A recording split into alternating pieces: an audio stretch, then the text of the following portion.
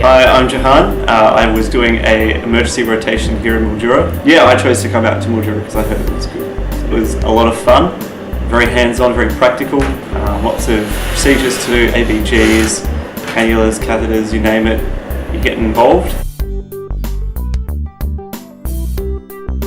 Basic days, you have a roster, you rock up, the time you scheduled, and you just get straight into it.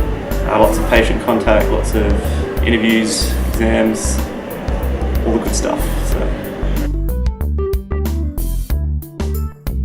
Yeah, okay.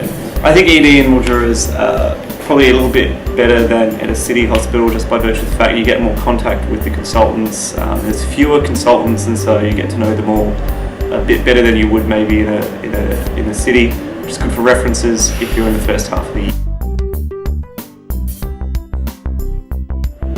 I really enjoyed doing a lot of suturing, and I did do a lot of suturing, all kinds of different kinds and all kinds of different body parts, so that was pretty fun.